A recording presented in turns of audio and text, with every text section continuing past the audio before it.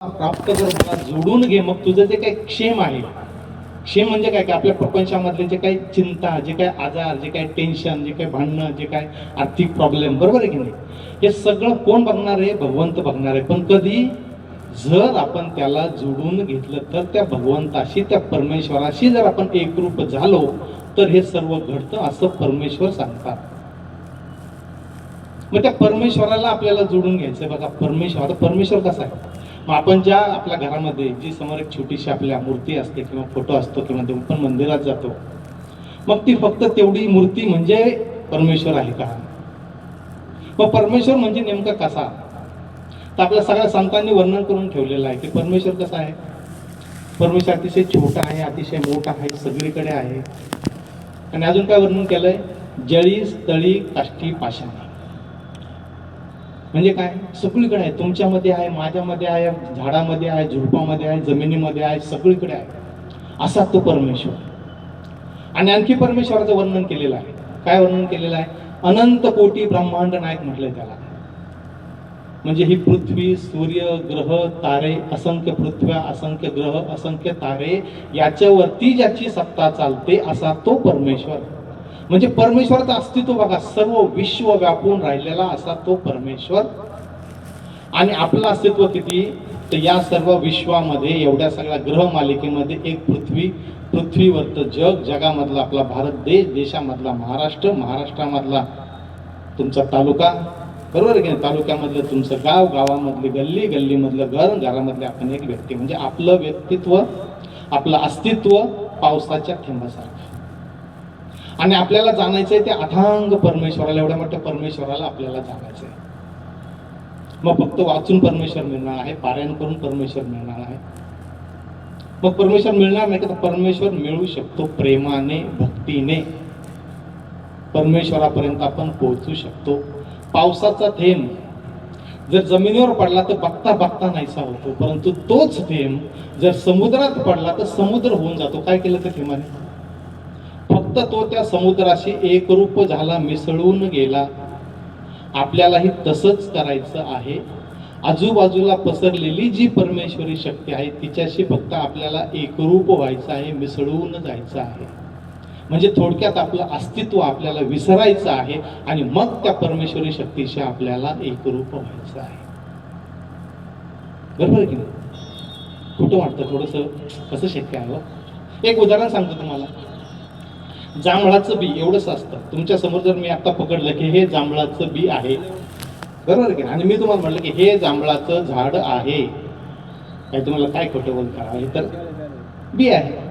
परंतु तेच बी जर आपण जमिनीमध्ये लावलं, त्याला थोडंसं पाणी घातलं तर हळूहळू त्याचं एक रोपटं तयार होतं आणि काही दिवसानंतर त्याचा मोठा वृक्ष तयार होतो, म्हणजे झाड तयार होतं. आपलंही तसंच आहे. परमेश्वराने आपल्यामध्ये ती बीज, ती शक्ती टाकलेली आहे.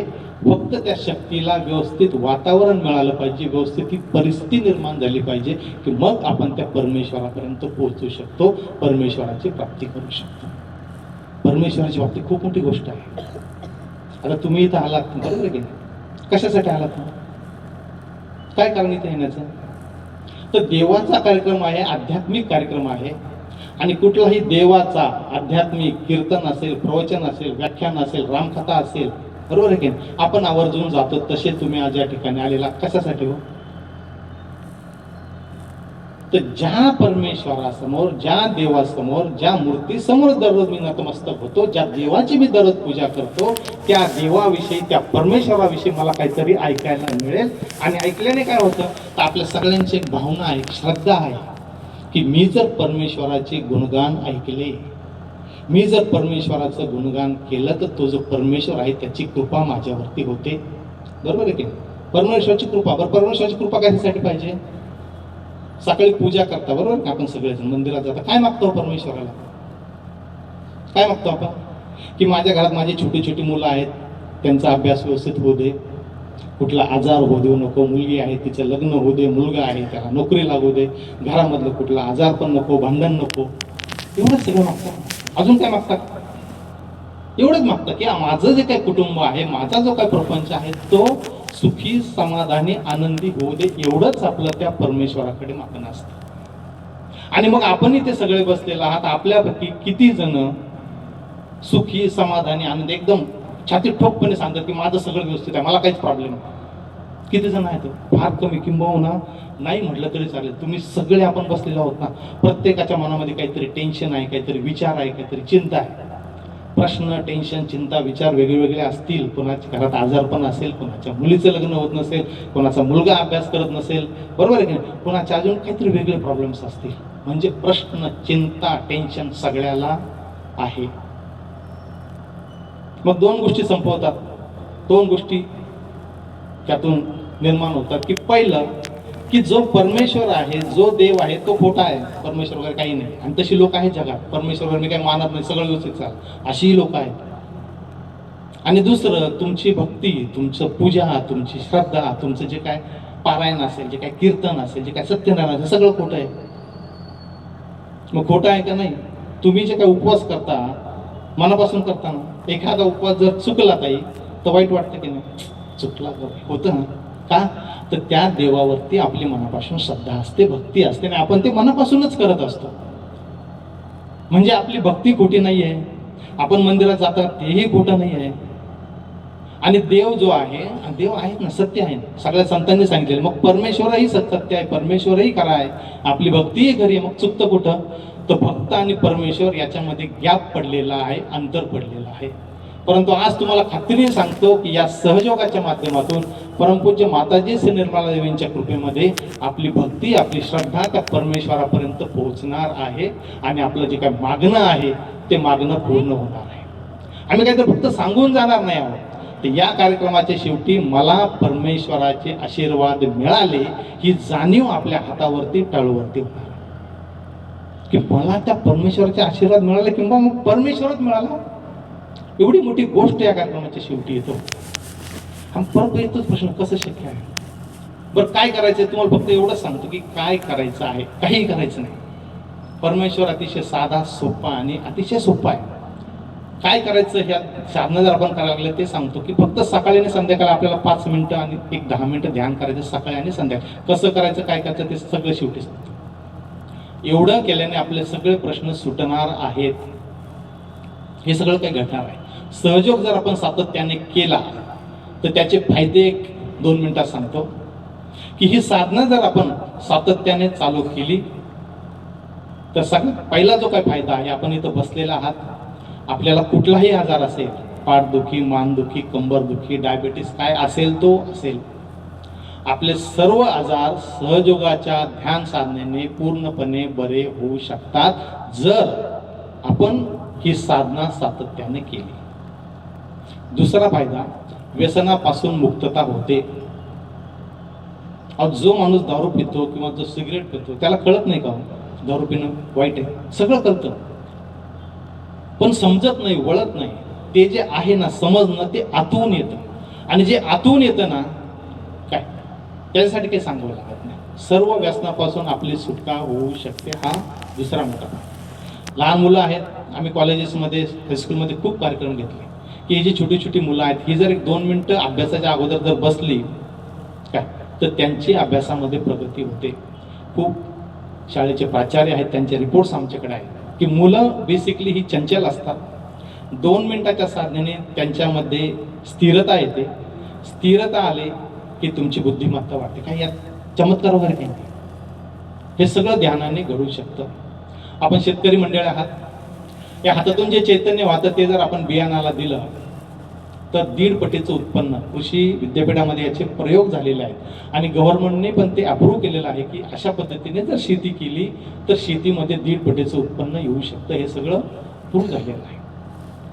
आणि सगळ्यात महत्त्वाचा जो काही फायदा आहे, तर मनुष्य बॅलन्समध्ये येतो, संतुलनात येतो. कारण आज आपण बसलेले आहात, प्रत्येकजण असंतुलनात येतो. माणूस जर संतुलनात आला तर दीर्घायुष्य होतो, आणि असंतुलनात गेला तर आजाराला बळी पडतो.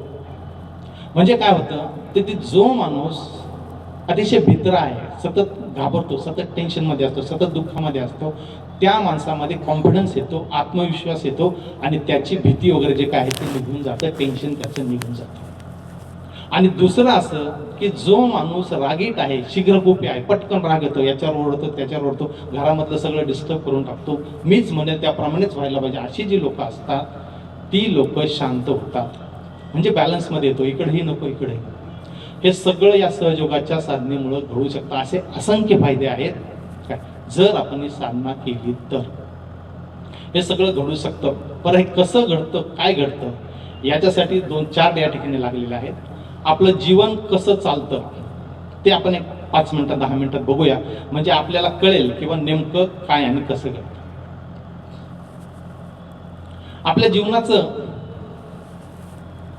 जे काही शास्त्र आहे ते सगळं योगशास्त्राला माहिती आहे. योगशास्त्राला सगळं माहिती आहे की आपलं जीवन कसं चालतं, काय चालतं. या ठिकाणी चार्ट आहे, मागे पण चार्ट आहे, जिकडे बस दिसत असतात त्या ठिकाणी आपण बघा. आपलं शरीर जे आहे याच्यामध्ये असंख्य नाड्या आहेत. याच्यामध्ये 3 मुख्य नाड्या आहेत. पहिली इडा नाडी डाव्या बाजूला आहे, निळ्या कलरने दाखवलेली. दुसरी पिंगला नाडी उजव्या बाजूने दाखवलेली आहे. आणि तिसरी सुषुम्ना नाडी ही मध्यभागी. ही 3 नाड्या आणि मध्ये 7 चक्र आहेत. याच्यावरती आपलं सगळं जीवन चाललेलं असतं. आता पहिली जी नाडी आहे ती आहे इडा नाडी. ह्या इडा नाडीवरती ज्यास आपण कार्य करतो, ही इडा नाडी म्हणजे भूतकाळाची नाडी. आणि ही जी नाडी आहे ही इच्छाशक्तीची नाडी आहे. म्हणजे आता तुम्ही इथं बसलेला आहात, आपण कुठलीही इच्छा केली, बरोबर की, आमच्या महिला भगिनी सुंदर साडी दिसली, अशी साडी घ्यावी बरं का, एखादा दागिना दिसला, असा दागिना करावा बरं का, झाली इच्छा झाली. इच्छा होऊ नये असं नाही, परंतु ज्यावेळेस आपण इच्छा करायला लागतो, आमचे पुरुष मंडळी बसले, एखादी सुंदर माडी दिसली, अशा माडी बांधायची बरं का, सुंदर गाडी दिसली, अशी गाडी घ्यायची बरं का, झाली इच्छा. इच्छा ज्यावेळेस होते आणि ज्यावेळेस अति इच्छा, इच्छा करू नये असं नाही, पण ज्यावेळेस इच्छा अति होतात आणि त्या इच्छा पूर्ण होत नाही, त्यावेळेस कळत नकळत तो माणूस डिप्रेशनमध्ये जातो. कारण इच्छा करतो पण पूर्ण करतो, आणि त्याच्यामध्ये एक प्रकारची भीती, एक प्रकारचा आत्मविश्वास येतो, त्याचा नाहीसा होतो, तो डिप्रेशनमध्ये जातो. आणि असा जो माणूस आहे तो नंतर आजाराला बळी पडतो. सगळ्यात त्याला जो आजार होतो तो सायकोसोमॅटिक डिसऑर्डर. म्हणजे कसा की रस्त्याने चालताना बोटं मोजत जाणार, कुठेतरी एकटाच बसणार, अंधारामध्ये जाऊन बसणार, कोणाशी बोलणार नाही, चालणार नाही, कुठलंही काम सांगितलं की टाळणार, आज नाही, उद्या करतो, नंतर करतो, बघतो. म्हणजे सगळं नैराश्य, सगळ्या गोष्टीला निगेटिव्ह असतो तो. असा जो माणूस असतो त्याची डावी बाजू, त्याच्या इच्छा जास्त झालेल्या असतात, त्या पूर्ण झालेल्या असतात. आपण बघतो आपल्या घरामध्ये म्हातारी लोक असतात बघा, एकटीच काहीतरी पुटपडत असतात मानवाला, बरोबर का, आपल्याला दिसणारे अरे काय बोलतात बाबा, तर त्यांचं काहीतरी चाललेलं असतं का, तर तो डाव्या बाजूचा प्रॉब्लेम आहे. ही जी डावी बाजू आहे ही डावी बाजू भूतकाळाची बाजू आहे. इकडे भूतकाळ आहे आपला. म्हणजे आता मी तुमच्या समोर बोलतोय, पण बऱ्याच जणांच्या डोक्यात विचार असेल की काल काय झालं, दुपारी काय झालं, 8 दिवसापूर्वी काय झालं, 2 महिन्यापूर्वी, कुठेतरी एखादी जुनी गोष्ट असते बघा, काहीतरी 2 महिन्यापूर्वी, 2 वर्षापूर्वी कुठेतरी आपण एखाद्या कार्यक्रमाला, लग्नात, फंक्शनला गेलेलो असतो, कुणीतरी आपल्याला नमस्कार घातलेला नसतो, कुणीतरी खुर्ची दिलेली नसते, एक छोटासा आपला आपण मी गेल्यावर मला नमस्कार पण घातला नाही, 2 वर्षापूर्वीची गोष्ट, पण अजूनही डोक्यात थांब माझ्या तावडीत चापडे बघतोच त्याच्याकडे. म्हणजे घटना घडून गेली, 2 वर्ष झाले, 2 महिने, 4 वर्ष झाले, पण त्याच्या डोक्यात तेवढंच असतं. असाही जर आपण सतत भूतकाळाचा विचार केला तर ही जी डावी बाजू आहे ही डावी बाजू खराब होते आणि आपल्याला मानसिक आजार चालू